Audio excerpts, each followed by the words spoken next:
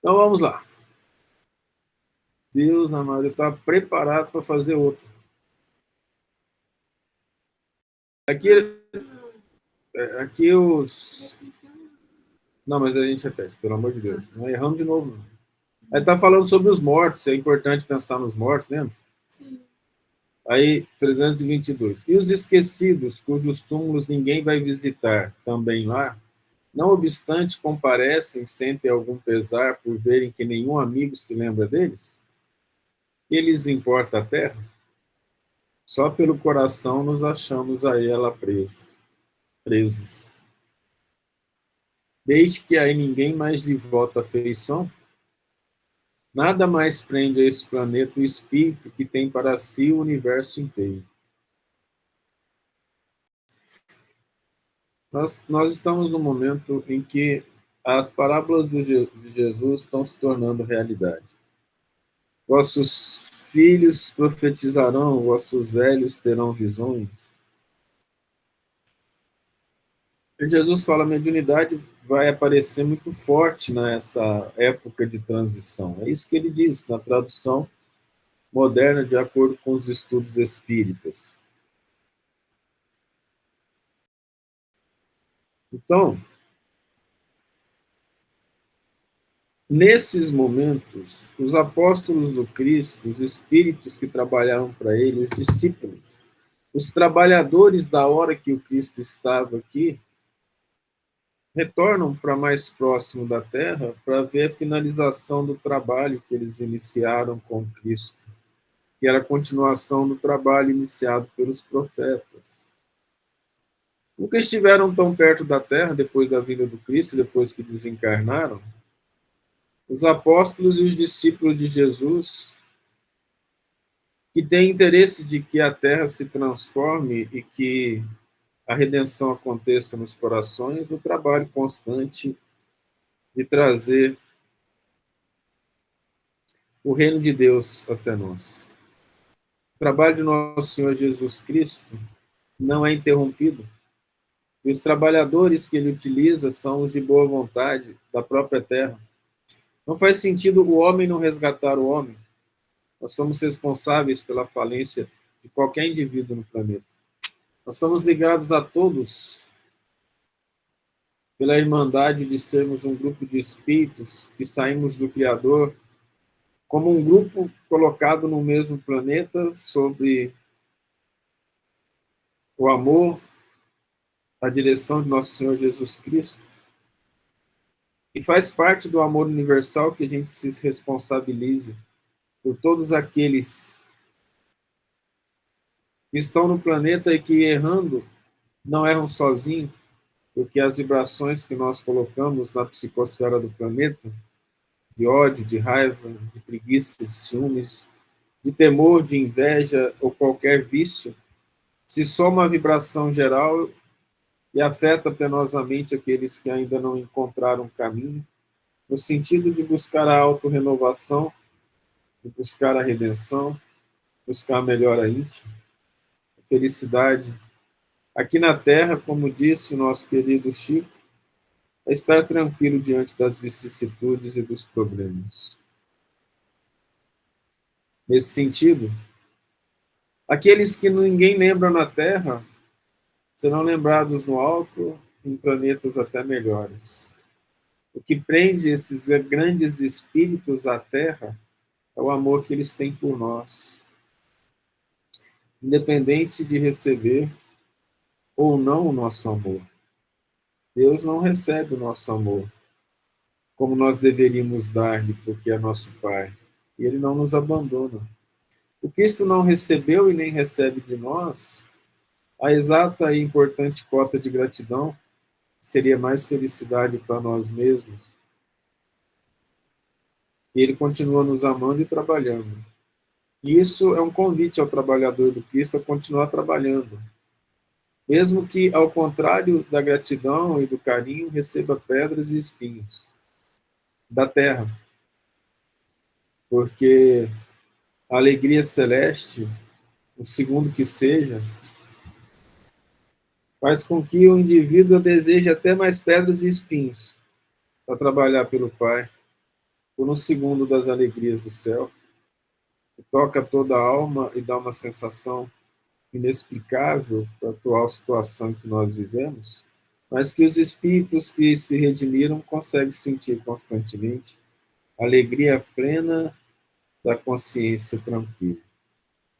Então, o que os bons espíritos querem mostrar nessa resposta é que aonde está o tesouro do sentimento é que eles buscam. E graças à bondade de Deus nós temos quem nos ama, mesmo nós não amando de volta. Eles quis mostrar o quanto que a Terra é pequena diante desse universo gigante. E se alguém não chora por eles aqui, alguém que se preocupa com eles em outro lugar. Nós jamais estamos sozinhos. Recebamos indiferença do mundo inteiro, até daqueles que façamos o bem, assim como Cristo fez, e ninguém se levantou para defendê-lo no processo da crucificação. No entanto, ele continua nos amando, continua doando, continua trabalhando. A exemplo do Cristo, que buscou a felicidade da presença do Pai, ele viveu a vida de dores e sofrimentos para nos mostrar que a alma feliz é que dita o ritmo do Espírito eterno na busca incessante de encontro com o Pai Celestial.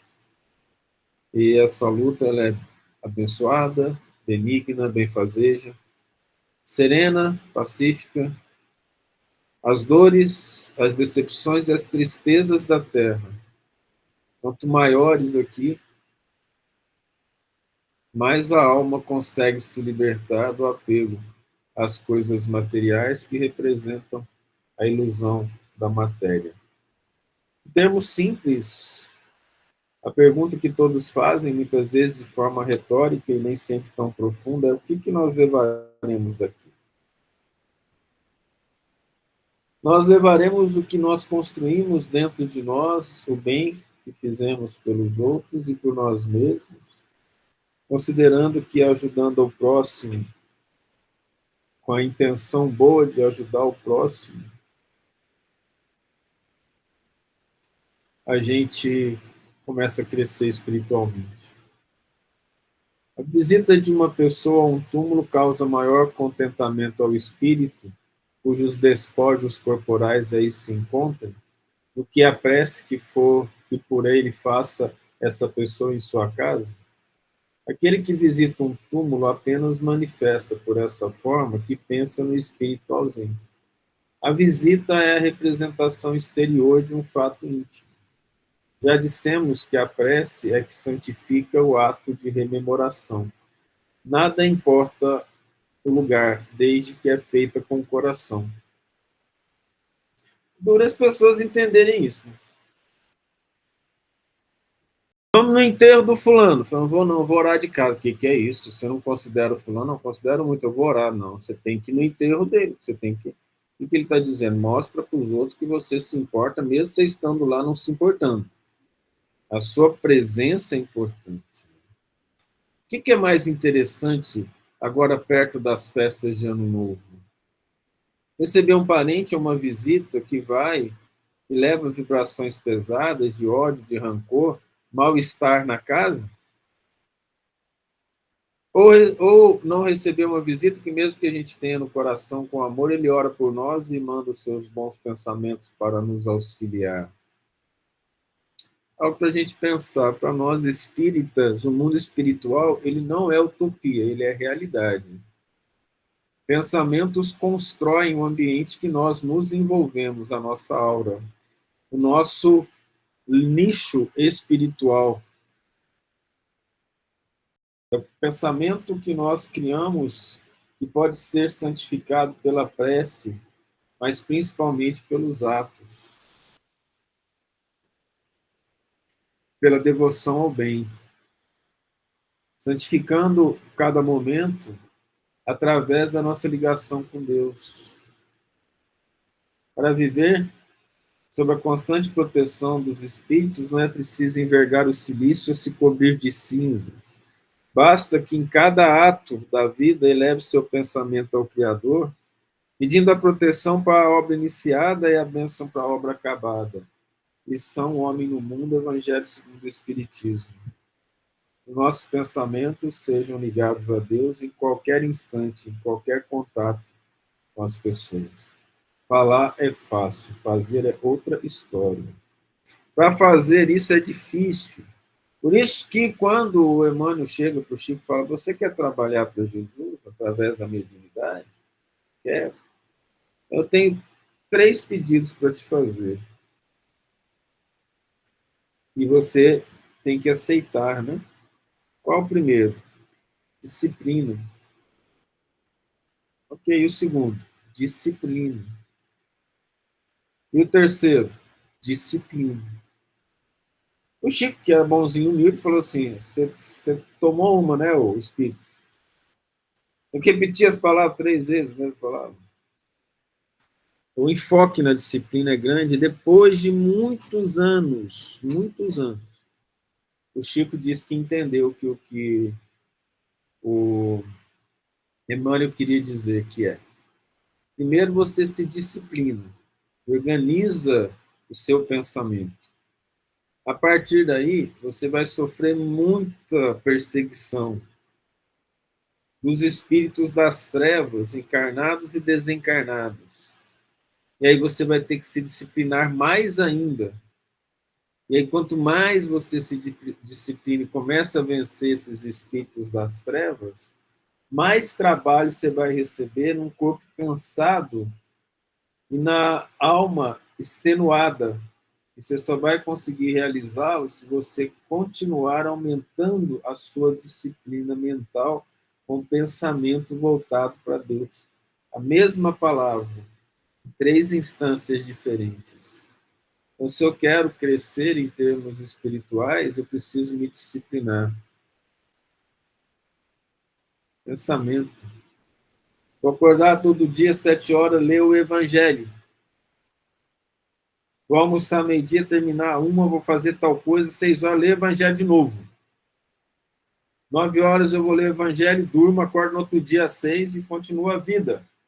Nesse intervalo que eu não falei, eu brigo com todo mundo, olho para eles com cara de superioridade, passo a rasteira em quem estiver me atrapalhando e xingue em nome de Jesus. Amém.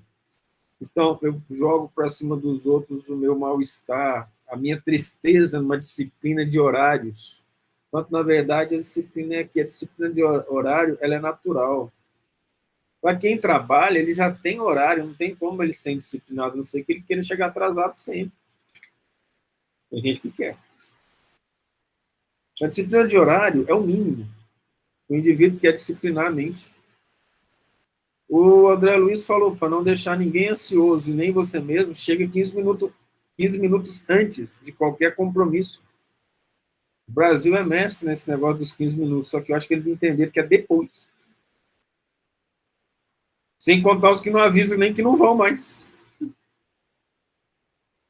Então, essa questão de horário, ela é natural, ela é apenas uma educação material. A disciplina é aqui, ó. Qual que é a disciplina?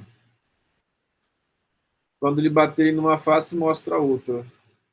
Lhe baterem com orgulho, mostra a humildade. Se baterem com a vaidade, mostra a simplicidade. Se bater com egoísmo, mostra o altruísmo. Se baterem com violência, mostra a paz. Diante de qualquer pessoa, a disciplina mental é amor e oração. Aí a disciplina está realizada. Então tá fácil, vou começar a fazer isso. Aí, quando a gente começa a fazer isso, a coisa começa a ficar fácil. Fala, que legal, a pessoa simpática, gosta dela. Começa a vir de cara feia, e a vibração dele toca os pontos mais negros da sua alma, do seu perispírito. Você olha para aquilo, aquela pessoa traz uma coisa muito importante para a gente, a verdade. Porque aquela vibração pesada que ela nos manda, que nos fere, é a verdade quem nós somos, porque nos fere. Amar essa pessoa é difícil. É preciso de mais disciplina. Aí, quando eu consigo me disciplinar e falar assim, eu não odeio tanto, a gente começa a aumentar a sensibilidade e vem os espíritos que tocam nos pontos mais profundos da nossa alma. A gente nem sabia que existia. E aí eu vou lutar de novo, porque eu que era calmo, tranquilo, estou quase batendo nos outros, se é que eu não bato. E aí eu tenho que me disciplinar de novo. E assim nós vamos trabalhando com essa disciplina íntima, na ligação com o nosso Senhor Jesus Cristo. A questão é que nós temos a tendência de materializar os nossos desejos. Disciplina. A gente pega o exército como referência. Hora para dormir, hora para acordar, hora para obedecer o tempo todo. Aí você tem uma frase interessante sobre o pessoal que serve o exército. Ele falou assim, essas pessoas, para obedecer, não precisava de cérebro, bastava-lhes a medula. Não precisa pensar. Então, não é essa disciplina que nos é pedida. É a disciplina do pensamento, do controle do pensamento. Nós só somos livres pelo pensamento. O nosso pensamento, nós podemos pensar o que nós quisermos. Eu posso pensar em agir de forma a roubar uma loja. Eu entro lá, roubo a loja, trago tudo no meu pensamento. Se eu fizer isso materialmente, eu vou preso, eu não estou querendo. Eu não tenho essa liberdade. No pensamento, eu roubo tudo. Eu quero odiar aquela pessoa que sorri para mim com cara de falso. Minha vontade de dar uns tapas nela, mas eu não posso dar, porque o pessoal vai pegar mal, eu vou ser processado. Então, no pensamento, sai dando umas pancadas, só que a pessoa recebe. Nós temos o caso do livro Sexo e Destino, em que um espírito desencarnado vai dar um soco no encarnado. Ele não registra materialmente, mas ele cai desfalecido, sentindo um cansaço e um mal-estar muito grande. Levou um soco do desencarnado. Claro que não foi o soco em si, mas a vibração emitida no ato, que afetou penosamente aquele encarnado, que estando numa situação de falta de nobreza no local e nas ações, recebeu em grande quantidade a vibração e a energia que danificou naquele momento o perispírito. E o perispírito abalado fez com que o corpo reagisse imediatamente às energias recebidas. A nossa questão agora é espiritual. A disciplina é espiritual.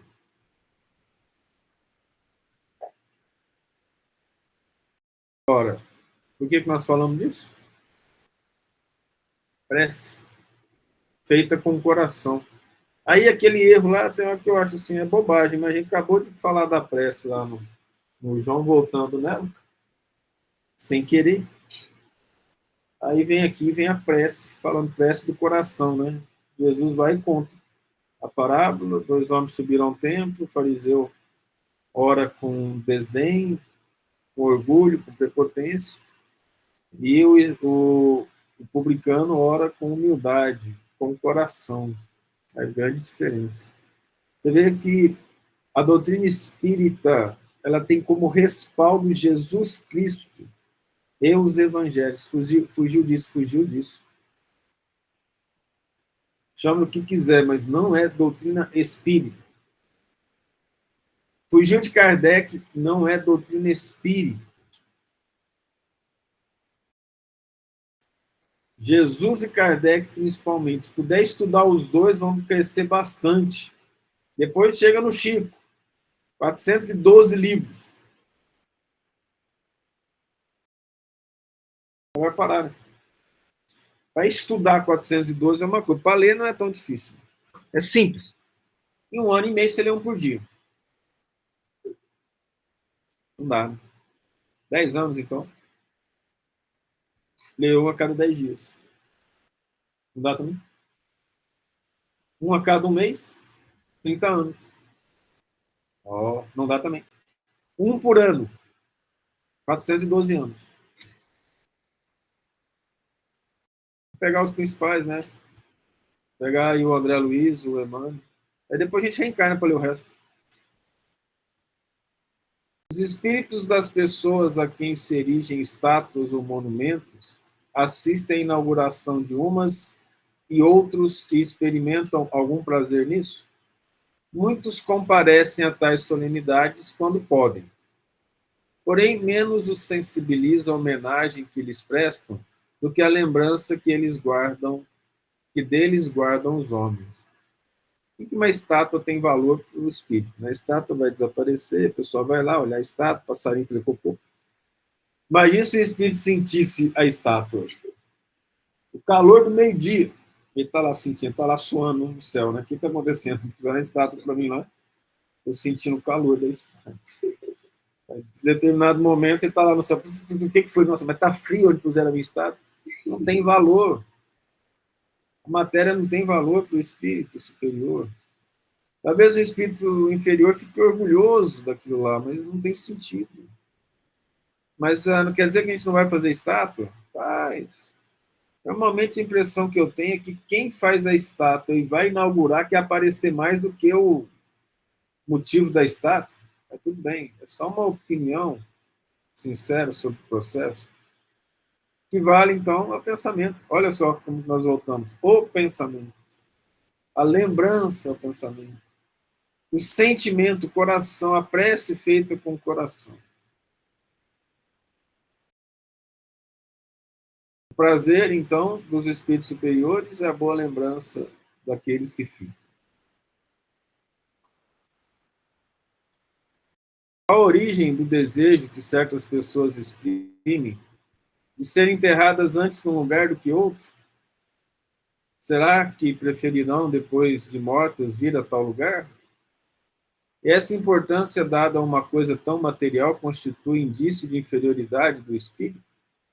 Afeição particular do espírito por determinados lugares. Inferioridade moral. Ainda bem que não fui eu que falei, foram eles. Só estou lendo. Eu quero ser enterrado com a minha avó. Mas sua avó não está lá. Não quero saber, eu quero ser enterrado com a minha avó. Mas só tem osso lá, não importa, eu quero ser enterrado com a minha avó. Ok, a gente pode respeitar, mas que não parece ser algo interessante, não. É. Eu já conheci gente, pior que é parente, que quer a rua do cemitério e ainda falou assim, paga um pouco mais caro para a gente ter aquela rua principal para o pessoal lembrar de mim quando passar. A Deus proteja.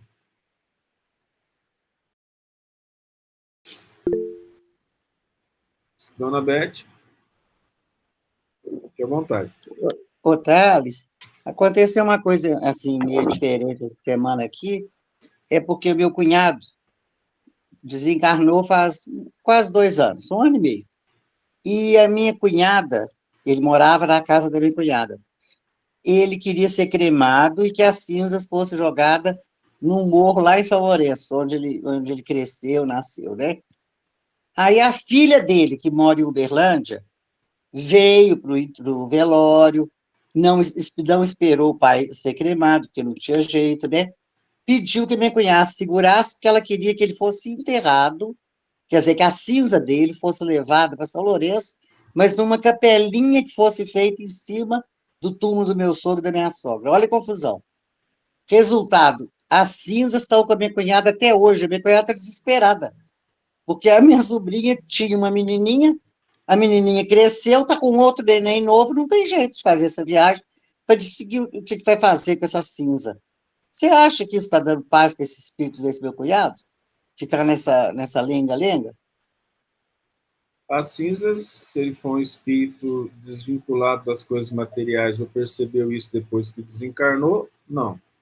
Mas os problemas, sim, afligem o espírito de forma muito penosa, porque entristece. Ah, Assim como a gente tem visto no livro do André Luiz, o quanto que os espíritos, mesmo com uma certa evolução, sofrem a aflição das brigas por herança, das brigas pelo que ele deixou na Terra, que seja até as cinzas, sabe? Porque por trás disso tem os vícios associados ao apego aos bens materiais, que é o que a gente estuda aqui para nós não sermos apegados a eles. Desculpa a sinceridade se magoou. Eu, particularmente, acho que a cinza guardada na casa da minha cunhada não é bom para o espírito, não, será? Se ele for desligado dela, não. Se ele for ligado pelos despojos, sim, depende da elevação e da ligação com a matéria do Ah, espírito. ele era bem materialista, sabe? Eu tenho a impressão que não seguia nenhuma religião que eu saiba, sabe? Então, não sei, eu acho que não é legal ela ficar com isso. Eu queria até sugerir que ela mandasse a cinza para a filha resolver o que quer fazer, né? Mas a filha teima que não pode jogar ele pelo morro, tem que deixar lá. Tá confusa a situação, eu acho que está fazendo só mal para ele. A gente não tem como saber. Aconteceu recentemente o desencarne de uma pessoa que parecia que o comportamento dele é um comportamento de uma pessoa não muito correta. Ele desencarnou, os espíritos não nos contaram para onde ele foi, mas me tranquilizaram dizendo que mal ele não estava, né? Eu fiz um questionamento íntimo, falei, mas parece que o pessoal não gostava muito dele, porque eles não sabem o que ele passou. Então nós não conseguimos julgar, saber. Mas talvez a presença da cinza faça mais mal em termos psicológicos para quem está na casa, né? É isso que eu acho, Porque na verdade está com um cadáver em pó em casa, né? verdade. Obrigada, Thales. Por nada, dispõe. Quem importa este ou aquele canto da terra a um espírito elevado? Não sabe ele que sua alma se reunirá às dos que lhe são caros, embora fiquem separados os seus respectivos ossos, os seus ossos? Então, o que é mais importante? Se ligar os ossos, está aí agora pegando o que a dona Beth falou, em pó por completo, ou as afeições espirituais, né? É a questão do desprendimento mesmo. Eu estou conseguindo chegar aí a efetivar uma intenção que eu tinha uns anos atrás, para eu desencarnar. Eu cheguei a pesar 152 quilos, fiquei imaginando o pessoal xingando, carregando meu caixão. Eu falei, eu vou perder um pezinho para pelo menos evitar o xingamento lá na hora.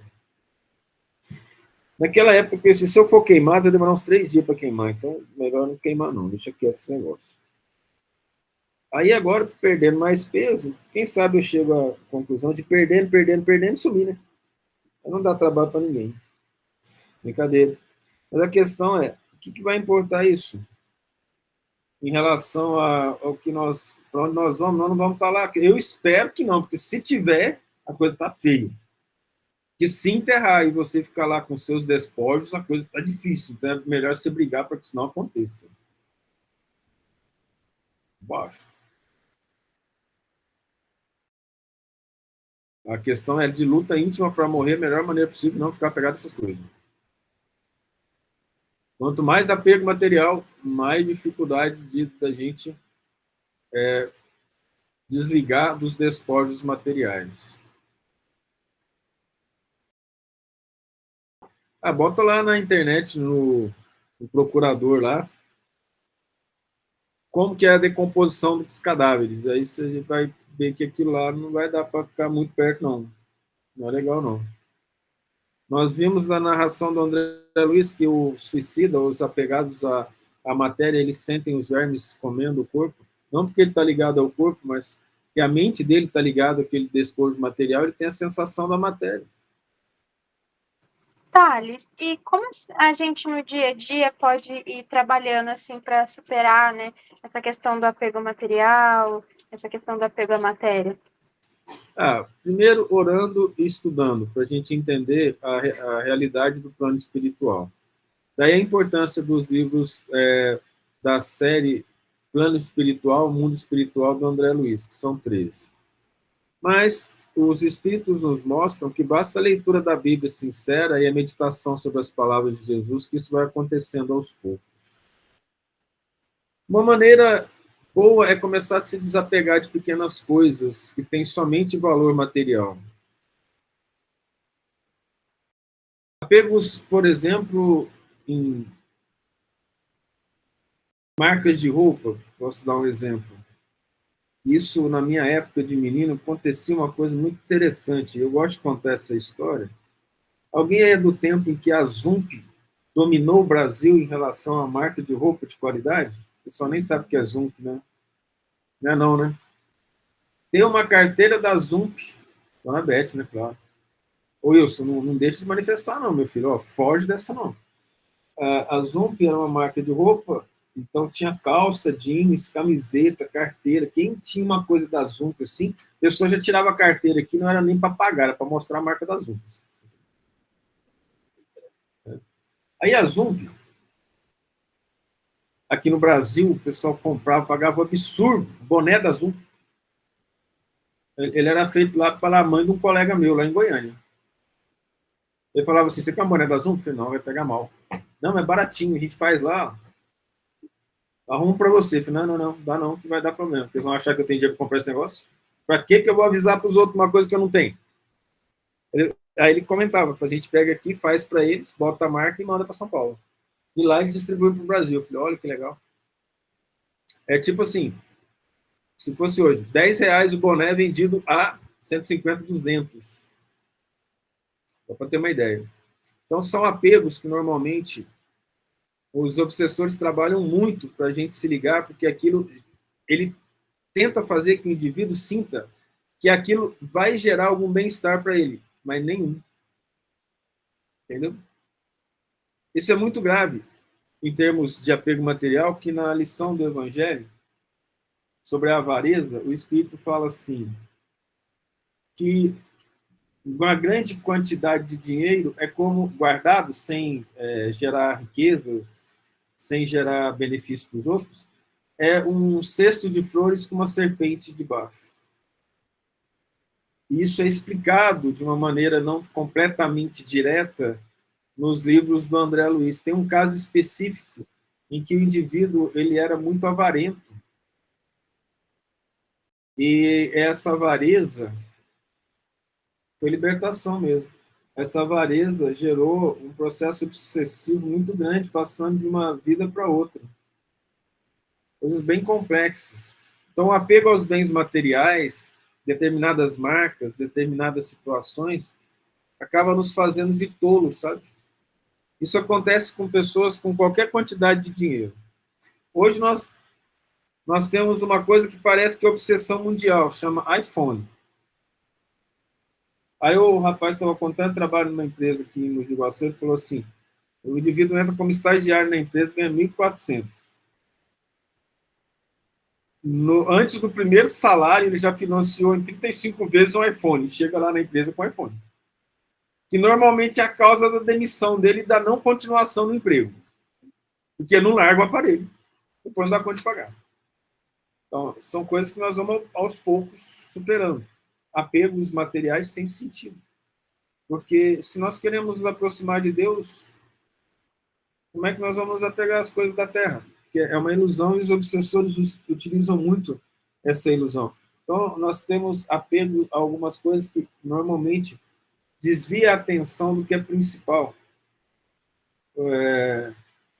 Já aconteceu, principalmente antigamente, tinha uma frase que falava assim, ó, quem casa quer casa.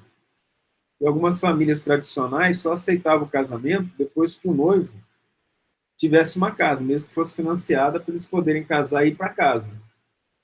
Eu já vi acontecer o casamento durar um ano e meio, 6 meses. Porque deu tanta briga para fazer a casa, gerou tanto transtorno, tanto gasto, e tanto problema na hora de decidir como é que a casa seria, que o casamento começou com problemas sérios a respeito da casa que eles estavam morando, porque a noiva fez do jeito dela, ele foi obrigado a ceder para poder casar, casou, o negócio estava do jeito dela, ele já não queria, olhava para o negócio que a casa foi feita, ficava com raiva da noiva, já era mulher, não vou nem entrar em detalhe mais, porque não precisa, mas entender, né? Então, são coisas que os obsessores aproveitam na nossa ilusão. Então, nos desapegar de pequenas coisas é importante. Eu falo isso para vocês de treinamento mesmo que eu fui fazendo. Eu sou muito apegado. Eu não acho que até apego, sim, mas eu gosto muito de lapiseira, de caneta, que eu gosto de escrever. E aí eu tinha umas 4 lapiseiras japonesas, que lá era baratinho, que no Brasil custava mais de 100 reais. Mas eu tinha aquelas lapiseiras, eu percebi que eu usava pouco, que aquilo lá estava me incomodando ter aquilo sem usar. Eu falei, beleza, vou treinar meu desprendimento, dei as lapiseiras.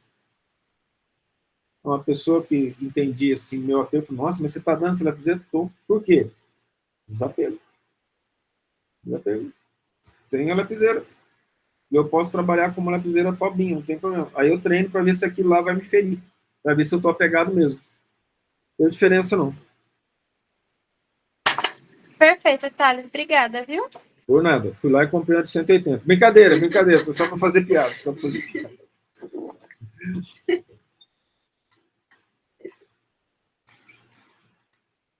Mas respondeu mesmo, meu marido Eduardo? Respondeu sim. Muito obrigada. Não foi muito prolixo na resposta? Não foi. Isso é caridade, tá vendo? Alguém aí quer dar um exemplo de desapego? Não? Teve um meme na internet, de vez em quando eu vejo esses memes, o cara tá desapegando do filho, não aguentava mais, queria colocar para adoção. Esse não, tá? Esse não pode. Desapego da esposa, a pessoa vai entender errado. Não, já quero mandar minha esposa embora, tô aumentando. Desapego do marido. A pessoa vende e coloca a plaquinha, não aceitamos devolução. Então, né? Isso não é para fazer, hein? Pelo amor de Deus. Deve-se considerar futilidade a reunião dos despojos mortais de todos os membros de uma família? Não, é um costume piedoso e um testemunho de simpatia que dão os que assim procedem aos que lhes foram entes queridos. É o sentimento de simpatia, não o apego ao local. Ô, gente, eu tenho uns parentes, você não tem ideia da quantidade de parente que eu tenho, a maioria está aqui por perto. Eu tenho um parente que o túmulo que ele fez, ele não morreu ainda, para ele ser enterrado junto com os irmãos e os parentes, é quase um castelo. Tem até mesa para as pessoas sentarem em volta das gavetas dos túmulos. Quem for parente pode ser enterrado lá por conta dele. Ele tem bastante dinheiro. Tá? Beleza, é bonitinho. Se isso saiu do coração dele, e eu sei que saiu, que foi um apego assim ao amor que ele tem pelos irmãos, pelos sobrinhos, pela família, é legal. Mas se for, em algum momento, algo para chamar atenção para si mesmo, perde todo o sentido, todo o valor, sabe? Eu contei de 2 parentes, né? Um do túmulo e o outro que quer a rua principal do cemitério. Estou bem de parente. Em termos de apego às coisas do cemitério. É claro que eles já estão perto, né? Olha lá. Esse mesmo tem mais de 100 anos de idade. Aqui, que é a rua principal, está com uns 80 e poucos. Enquanto destituída de importância para os espíritos, essa reunião é útil aos homens, mas concentradas se tornam suas recordações. A questão, de novo, vamos voltar lá. Só tem valor se tiver uma união em que essa reunião representa uma prece feita com o coração. Para a gente não se perder, senão a gente perde aqui, ó, não sabe nem o que a gente está falando. Certo? Tudo bem? Alguém quer comentar alguma coisa? Muito obrigado pelos comentários. Voltemos. Comovem a alma que volta à vida espiritual as honras que lhes prestem aos despojos mortais? Quando já ascendeu a certo grau de perfeição, o espírito se acha escoimado de vaidades terrenas e compreende a futilidade de todas essas coisas. Porém, ficais sabendo, há espíritos que nos primeiros momentos que se seguem à sua morte material, experimentam grande prazer com as honras que lhes tributam, ou se aborrecem com o pouco caso que façam de seus envoltórios corporais. É que ainda conservam alguns dos preconceitos desse mundo. Por que essa resposta foi dada desse jeito? Aqui na Terra pode contar nos dedinhos quais são os superiores. Então, tratar o corpo, tratar as coisas do falecido com cuidado, com carinho, lhes faz bem, tanto quanto possível, não é mesmo? É isso. O local onde ele vinha, aí ele sente isso. Nossa, tem carinho por mim, ela, né? Meu quarto continua do jeito que estava. Aí, se for necessário, já faz uma oração.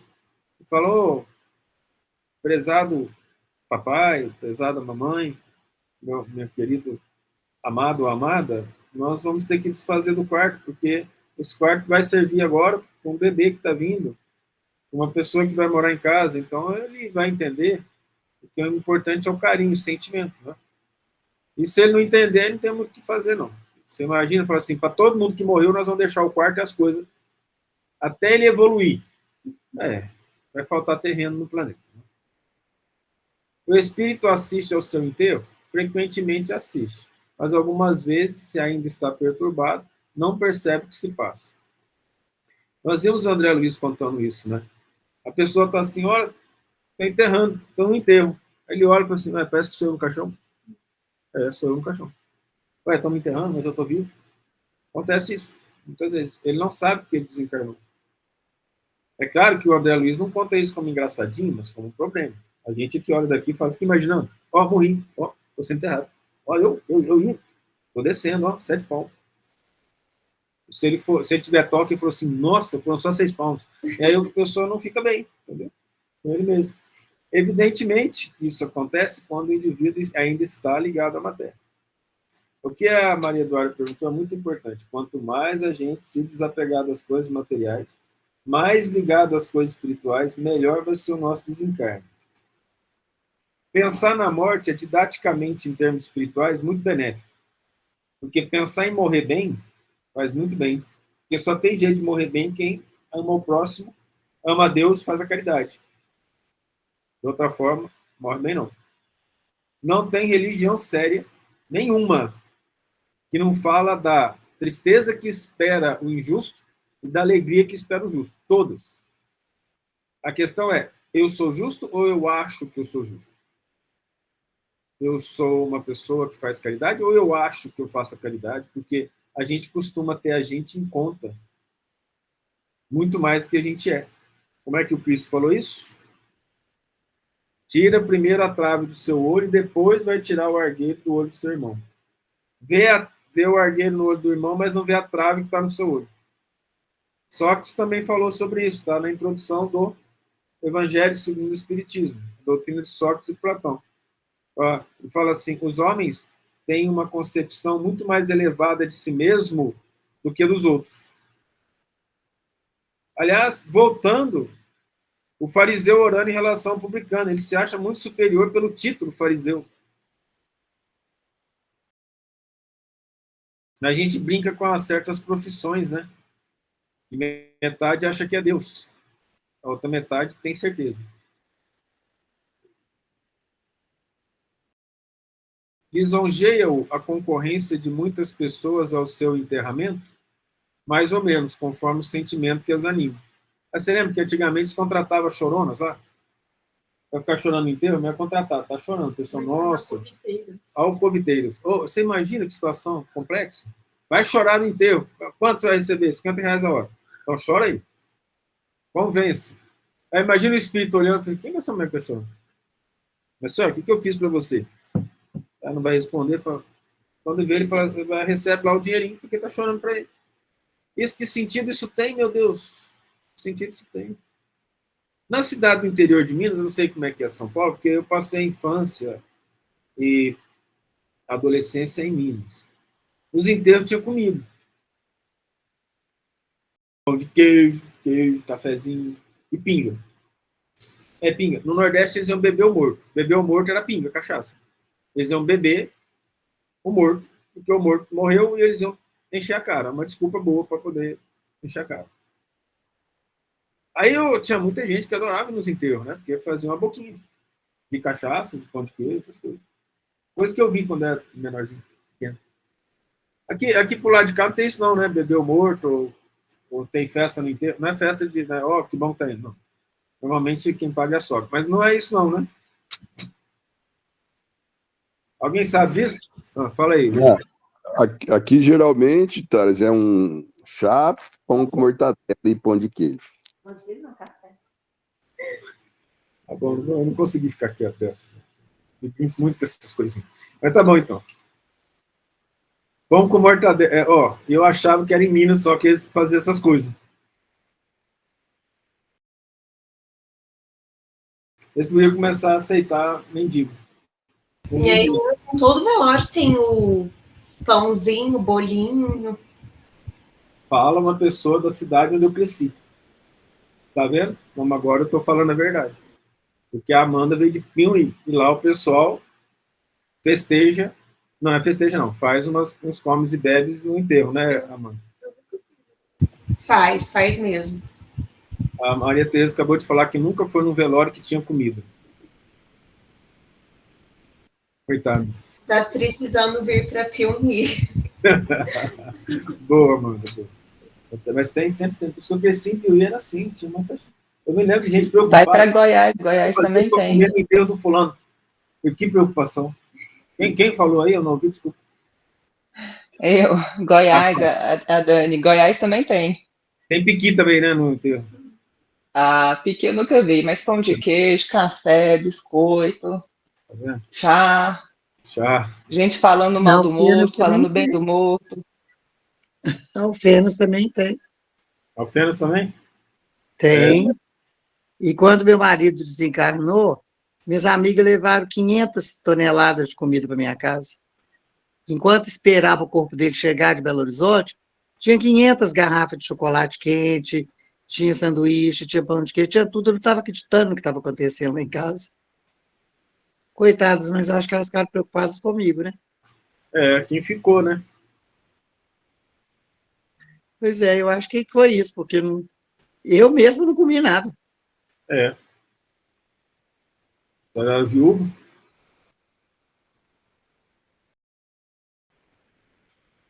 Eu não sei interpretar isso, gente. O significado disso, mas vamos pegar o sentimento, né? Mas eu não sei interpretar, porque na nossa cabeça, assim, é ir lá para orar, né? Para conversar. Conversar que eu falo em termos consigo mesmo, né? Porque a morte, ela ensina muito. A pessoa desencarna, você começa a pensar na sua vida, como é que ela tá, que você podia estar naquele lugar lá, né? Tá bom. O espírito daquele que acaba de morrer assiste à reunião de seus herdeiros, quase sempre, para seu ensinamento e castigo dos culpados. Deus permite que assim aconteça. Nessa ocasião, o espírito julga o valor dos protestos que lhe faziam. Todos os sentimentos se lhe patenteiam e a decepção que lhe causa a rapacidade dos que entre si partilham os bens por ele deixados, o esclarece acerca daqueles sentimentos. Chegará, porém, a vez dos que lhe motivam essa decepção. A avidez de lucro, característica de quem tem propensão e costume de roubar. A rapacidade e a avidez do lucro. Gente, eu tenho visto, né, como eu falei, eu tenho uma família tanto abastada, por um lado e pelo outro, tem exemplos de pessoas abastadas. E aí acontecem umas coisas bem interessantes em relação a isso, que é as pessoas já disputam herança enquanto o indivíduo está vivo. Uma coisa muito, muito interessante, eu tenho visto isso acontecer. A disputa pela herança, a pessoa está viva. Uma filha falou para o pai assim, esse negócio que você está comprando vai ficar para mim ou para sua esposa, que não é a mãe dela? Aí eu falei assim, mas falou isso para você? Falou. Por quê? Está preocupado? Mas você nem morreu ainda? Eu falei, mas eu tenho que passar por isso. Eu falei, tá. Acontece. Assim como a esposa também quer saber o que vai acontecer dependendo dos bens dele em relação quando ele morrer. É a mesma idade, quase. Vai que vai primeiro. Aí isso me dá piedade, né, dessas pessoas. Esse tio que eu falei, que tem quase um castelinho no cemitério, ele não casou. E ele falou por que ele não casou. Eu era menino, eu ouvi ele falando. Ele falou, se eu casar, meus irmãos matam minha mulher. Tenho certeza. Não vou casar, não. Eles viviam numa casa aqui, outra casa aqui, a casa espelhada. Cada um vivia numa casa. Claro que eles se encontravam, mas a casa era separada. Nem morar junto ele morava com medo por causa da herança, de briga por herança. Se ele casasse, 50% é para a mulher, como é dinheiro demais. E como essa mulher era muito desprendida espiritualmente, muito mesmo, ela falou assim, é melhor a gente não casar e eu não quero nada. Já bota no testamento que não vai ficar nada para mim, porque não me interessa o seu patrimônio. Uma pessoa bastante desprendida, né? Faleceu de câncer bem antes dele. Então, aí sim, já é um bom exemplo, né? Da situação de desapego aos bens materiais. Mas esse apego, essa rapacidade, como foi falado lá, é muito forte, infelizmente, com os que ficam. O desespero pela herança é muito grande, pelas posses. Aí o indivíduo fica esperando e Deus faz as coisas tudo certo, né? Eu conheço uma família que os filhos estão esperando o pai morrer para poder ficar com a herança. O pai não morre de jeito nenhum. É capaz dele enterrar os filhos. O pai não morre. Está com uns anos, assim, está quase perto de 90 anos, os filhos estão perto de 60, ou seja, capaz de pegar a herança e viver mais 4 anos. Vamos dizer assim.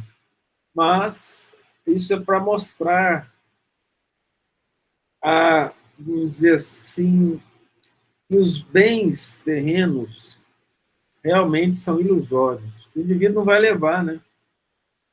Porque se ele achar que leva, ele fica pegado às coisas materiais. Cafezinho? Cafezinho? Cafezinho? 7h10 a gente retorna. Tá bom? Ô, Amanda, se você vai ficar, você pode fazer a oração final desse inicial do próximo, daqui 10 minutos? Posso. Obrigado. Diretamente de Pinhuí para a civilização. Obrigadão, tchau.